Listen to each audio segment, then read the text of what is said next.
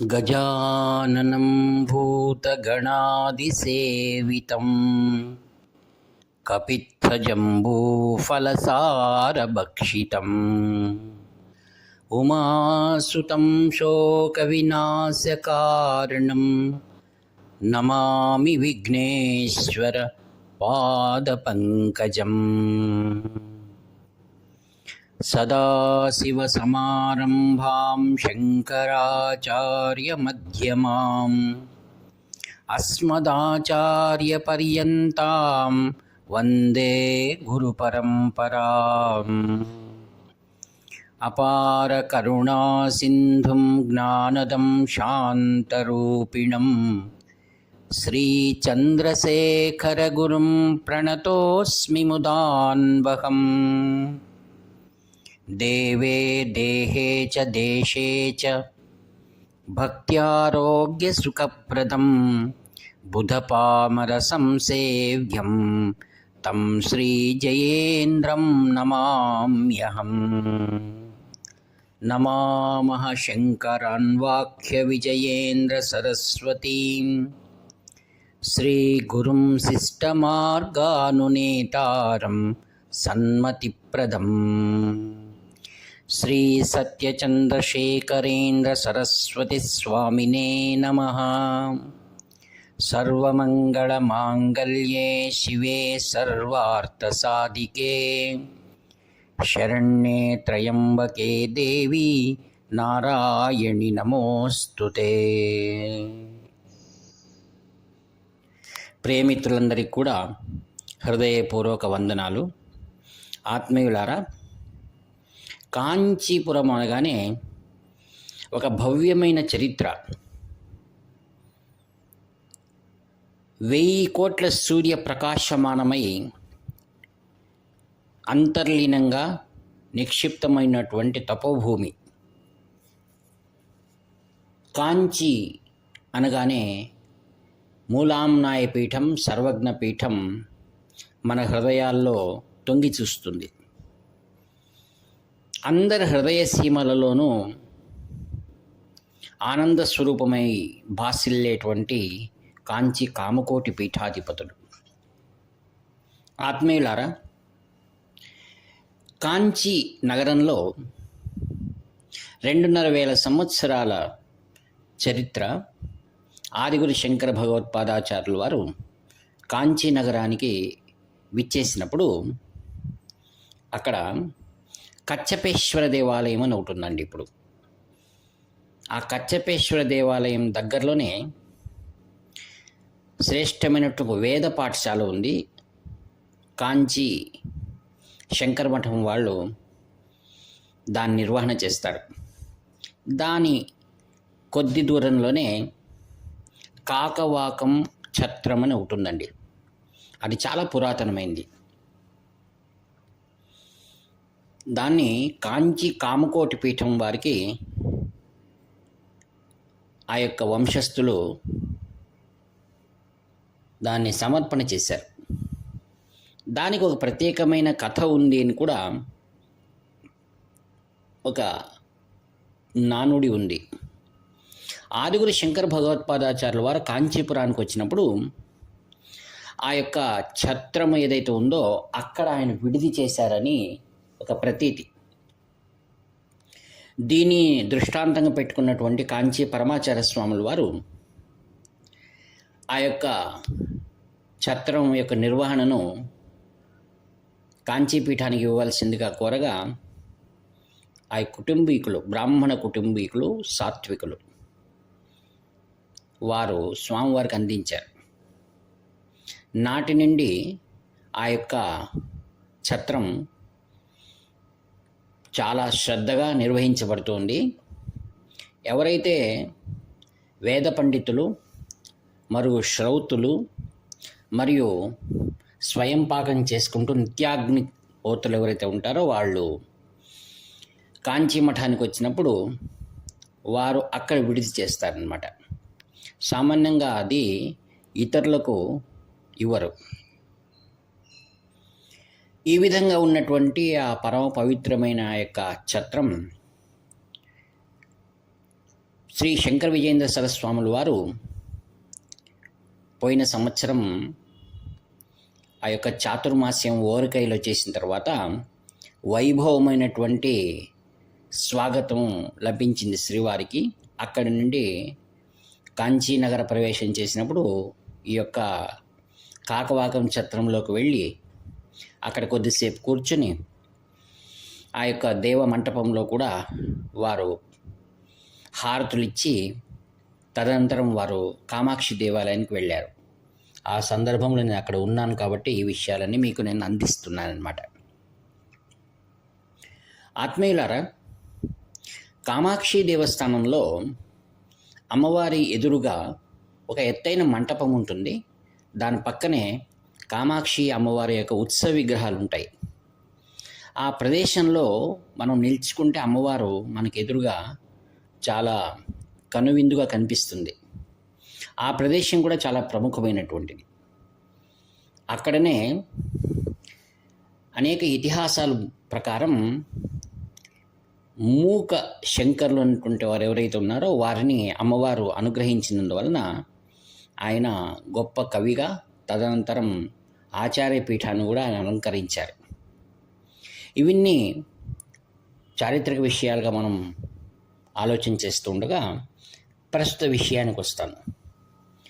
ఏదైతే అమ్మవారి ముందు ఎత్తైన పవిత్రమైన ప్రదేశం ఉందో అక్కడ చాలామంది అక్కడ అనేక యంత్రములను చేతిలో పట్టుకొని మంత్ర పురస్సరణ చేస్తూ ఉంటారు అమ్మవారిని చూస్తూ.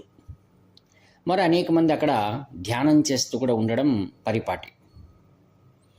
ఈ విధంగా ఉన్న సందర్భంలో ఒకసారి కాకవాకం ఛత్రము సంబంధించినటువంటి ఒక ముఖ్య వ్యక్తి ఆయన ఒకసారి నాతో అన్నారు, ఈయన ఒక బ్రాహ్మణ బ్రహ్మచారి అండి అని ఒకరిని పరిచయం చేసి, ఈయన ఆ కామాక్షి ఎదురుగా సన్నిధానంలో ఆయన కొన్ని యంత్రాలను పురస్చరణం చేస్తారు, మన ఛత్రంలోనే పడుకుంటారు, మీరు కూడా ఛత్రంలోనే ఉంటారు కదా, ఈయనకు శంకర మఠంలో భోజనాన్ని మీరు వెళ్ళినప్పుడు ఈయన కూడా తీసుకువెళ్ళండి అని ఒక విషయాన్ని నాకు చెప్పారు. అలాగైనా చేస్తాను అన్నాను.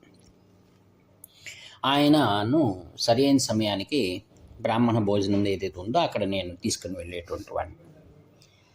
రాత్రి ఆయనతో పాటుగా విశ్రాంతి చేస్తున్నప్పుడు అనేక విషయాలు మాట్లాడుతూ, మీరు మంచి పని చేస్తున్నారు, ఒక చిన్న విషయము, మీరు శంకర విజయేంద్ర స్వాములు అని దర్శించుకోండి అన్నాను.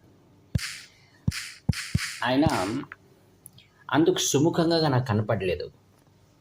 కారణమేమో తెలియదు, కానీ నేను వచ్చిన పని చేసుకోవాలి అన్నది. సరే మంచిదే బాబు, రేపు ఒకసారి అలా వెళ్దాం కదా, అక్కడ స్వాముల వారు దర్శనం చేసుకో, నీకు మంచిది, శ్రేయస్సు అని చెప్పాను. చూద్దాంలేండి అన్నారు ఆయన. అలా ఒకసారి వెళ్ళాము, దర్శనం కాలేదు. రెండవ మారు వెళ్ళాము, రెండవ రోజు కూడా దర్శనం కాలేదు. అయితే నాలో పట్టుదల ఏంటంటే శ్రీవారి దర్శనము అనుగ్రహం కలిగిస్తే ఈ అబ్బాయికి ఉత్తరోత్తర అభివృద్ధి కలుగుతుందని నా యొక్క సంకల్పం. సామాన్యంగా ఎవరైతే యోగ్యులై ఉంటారో వారికి శ్రీవారి దర్శనం చేయించడం ద్వారా ఉత్తరోత్తర సమాజానికి కూడా మంచిది అని నా యొక్క అభిప్రాయం. అలా మూడవ రోజు వెళ్ళినప్పుడు స్వాములు వారు గదిలో కూర్చుని ఉన్నారు. వారు వెలుపలికి రాలేదు. ఈ అబ్బాయికి తాను భోజనానికి సమయం అవుతుందని నేను వెళ్ళొస్తానన్నారు. వద్దు బాబు, కూర్చో 10 నిమిషాలు అంటే, ఎప్పుడు వస్తారు ఆయన బయటికి అని అడిగారు. నేనేమన్నానంటే, బాబు అది వారి మఠం, వాళ్ళ గురువులు, వారు ఎప్పుడైనా రావచ్చు, వారు ఎప్పుడైనా వెళ్ళచ్చు, అది వారి సొంత విషయము అన్నానండి. ఇక్కడ మీరు జ్ఞాపకం పెట్టుకోవాల్సిన విషయం, మేము గది వెలుపల కూర్చొని ఆ అబ్బాయికి నేను ఈ విషయాలు మాట్లాడుతున్నాను. గదిలో ఎవరున్నారు? శ్రీ శంకర విజయేంద్ర స్వాముల వారు ముఖ్యమైన వారితో మాట్లాడుతున్నారు. నేను ఈ అబ్బాయికి చెప్పిన ఒక నిమిషం కాలేదు, లోపల నుండి ఒక పరిచారకుడు వచ్చి, శ్రీవారు మిమ్మల్ని పిలుస్తున్నారు, లోపలికి రండి అన్నారు. నేను లోపలికి వెళ్ళి నిల్చోగానే మొట్టమొదటి స్వామివారు ఏమన్నారంటే, ఈ మఠం మీది, మీరు ఎప్పుడైనా ఇక్కడ రావచ్చు, వెళ్ళవచ్చు, మీ ఇష్టం అనగానే నాకు ఆశ్చర్యం. నేను బయట మాట్లాడిన మాటలు యథాతథంగా ఎలా చెప్తున్నారు స్వామివారు? ఆశ్చర్యంతో నన్ను అలా అని తేరిపారు చూస్తూ స్వామి స్వామి అన్నాను. లేదు, ఫలం తీసుకోండి, ఇంక మీరు ఊరికి వెళ్ళండి అన్నారు. అంతే. అక్కడున్న వారందరూ ఈ ఆశ్చర్యానికి అలా నన్ను చూస్తున్నారు. నేను చాలా పొరపాటు చేశానే, ఈ మాటలను అనడకూడదైంది, స్వామివారిది మఠము అన్నాను కదా. ఆయన అంటారు, అనుకోవడం నేను, వీళ్ళు విరాగులు, వీళ్లకు మఠం మాది అనేది ఉండదు, ఏ వస్తువు వారిది కాదు. అయితే నేను ఆ అబ్బాయికి సమాధానం చేయడం కోసం అన్నటువంటి మాటలు స్వాములు వారు నాకు తెలియజేశారనమాట. తక్షణమే ఆ వెనకున్న అబ్బాయి ముందుకు పిలిచాను. ఆ అబ్బాయి కూడా ఫలం ఇచ్చారు. మీరు ఊరికి వెళ్ళండి అన్నారు. అంతే. నేను ఈ అనుకోలేనటువంటి సంఘటన నన్ను చాలా ఇబ్బంది కలిగించింది. ఒకసారి స్వామివారు మఠం విడిచి వెళ్ళండి అంటే ఇంక దానికి ఎదురు సమాధానం ఉండదు. నేను బయటకు వచ్చిన తర్వాత చాలా విచారమగ్నయ్యాను. ఈ అబ్బాయికి మంచి చేయడానికి వెళ్ళి నేను బాధలో ఇరుక్కున్నాను కదా. మీరు వెళ్ళండి అనగానే వెళ్ళాల్సిందంతే, మఠంలో పద్ధతి అది. తక్షణమే ఇంకా నా యొక్క కాకవాకం చిత్రానికి వచ్చి నా వస్తువులు సర్దుకొని ఈ హఠాత్ పరిణామాన్ని ఊహించుకోలేకపోయాను. నేను మా గ్రామానికి చేరుకున్నా, హౌస్పేటకి చేరుకున్నా. మా భార్య ఏంది ఎంత త్వరగా వచ్చేసారో ఏమంటే, నేను కొద్దిసేపు 2-3 రోజులు నేను మాట్లాడలేదు. ఎందుకంటే నాలో నేను అవలోకనం చేస్తున్నాను. స్వాములు వారు త్రికాల జ్ఞానులు. అప్పుడు ఏం చేయాలా అని కొన్ని రోజులు ఉండగానే అప్పుడు ఆశ్చర్యమైంది మరి ఒక ఘటన. మా ఊర్లో ఒక మఠం ఉంది, అది అద్వైత పీఠం. అక్కడ ఉన్నటువంటి శ్రీవారు, ఆ పీఠానికి చెందిన శ్రీవారు సిద్ధి పొందారు. ఆ రోజు కార్తీక శుద్ధ ఏకాదశి. నేను ఇంట్లో కూర్చున్నాను. నా భార్య, నేను, మా అన్నవారి ఇల్లు దగ్గరలోనే ఉంది, ఆ యొక్క మఠానికి దగ్గరలోనే ఉంది. మేము ఏకాదశి మహాన్యాసపూర్వకం జరుగుతుంది వల్ల నేను నా భార్య అక్కడికి వెళ్ళాము. వెళ్తున్నాను, నాకు మఠం నుంచి ఫోన్ వచ్చింది. మీకు ఊర్లో ఒక అద్వైత పీఠం ఒకటి ఉంది కదా, ఆయన సిద్ధి పొందారు, నీకు తెలుసా అన్నారు. తెలుసు అన్నాను. అయితే స్వామివారు చెప్పారు, మీరు ఆ పీఠాన్ని నిర్వహణ చూసుకోవాలట, తదుపరి ఉత్తర్వులు వచ్చే వరకు అక్కడ ఉండండి అని చెప్పారు. నాకు ఇది ఇంకా ఆశ్చర్యం. అది సంఘటన జరిగి ఇంకా 4 గంటలు కాలేదు, నాకు మఠం నుంచి ఇలా ఉత్తర్వులు రావడం నాకు ఆశ్చర్యమైంది. ఆ యొక్క కార్తీక శుద్ధ ఏకాదశి, ఆ యొక్క మహాన్యాసపూర్వక రుద్రాభిషేకం అంతా చేసుకొని మరునాడు ఉదయమే వారి యొక్క ఉత్తర క్రియలు ఏవైతే ఉంటాయో కార్యక్రమాలు, వాటిలో నేను భాగం వహించడం. తరువాత ఆ యొక్క మఠం నిర్వహణ చేస్తున్నటువంటి ఎవరైతే ట్రస్టీలు ఉన్నారో వాళ్ళందరూ మాకు పూర్వం నుండి బాగా పరిచయం. వారితో నేను మాట్లాడినప్పుడు వాళ్ళు ఆ యొక్క మఠం నిర్వహణ ఏదైతే ఉందో వాటిని నాకు అప్పగించారు. తర్వాత 6 నెలలు అయిన తర్వాత కరోనా వచ్చింది. కరోనా కాలంలో నేను తెల్లవారితే వెళ్ళడం, అక్కడ మఠం యొక్క పూజా కార్యక్రమాలు మరియు గోవుటి దాన్ని చూసుకోవడం, ఇవన్నీ జరిగిందనమాట.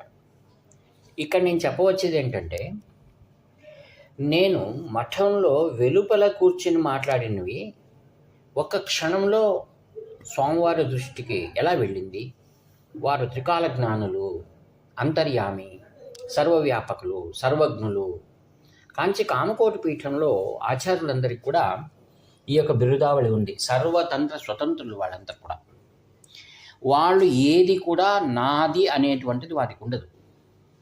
దీని ద్వారా నాకు తెలియజేస్తున్నారు, యతీశ్వరులైనటువంటి వారికి ఏ యొక్క బిల్డింగ్లు కానీ మఠాలు కానీ అది మాది అనేది లేదు. గురువులు మాకు అందించారు, మరి మేము ఇంకొక ఉత్తరాధికారులకు మేము అందించి వెళ్తుంటాం. దాని కార్యనిర్వహణ వరకే మాదే, కానీ దానిపై మాకు ఎటువంటి మోహము లేదు అని నాకు వారు ప్రత్యేకంగా తెలియజేసినట్టయింది. తర్వాత నీవు ఒక మఠాన్ని నిర్వహణ చెయ్యి అని నాకు ఒక మఠ నిర్వహణను పంపించారు. అప్పుడు నీవెలా దాన్ని చూసుకుంటావు? అది నీ సొంతం అనుకుంటావా, లేదా నేను గురువుగా నీకు ఆజ్ఞ వేసినందువల్ల దాని నిర్వహణను మాత్రమే నిర్వహిస్తావా అని తెలియచేయడానికి అన్నట్లుగా ఆ యొక్క మఠం నిర్వహణను నాకు అందించారు. ఆత్మీయులారా, అనేక మహిమలతో కూడుకున్న కాంచి పరమాచార్య స్వాముల వారి ఆ యొక్క పరంపర ఏదైతే ఉందో, శ్రీ శంకర విజయేంద్ర సరస్వతి మహాస్వాముల వారి దివ్య లీలలను మనం అపరంపారంగా ఉన్నాయి వాటిని అనుభవిస్తూ ఆనందిస్తూ ఈ యొక్క సంపూర్ణమైన వాక్పుష్పములను శ్రీ శంకర విజయేంద్ర సరస్వాముల దివ్య చరణార్యములను సమర్పిస్తూ సెలవు తీసుకుంటాను. ఇట్లు మీ ప్రియ నేస్త మునివర్తి నాగభూషణ శర్మ. హర హర శంకర, జయ జయ శంకర.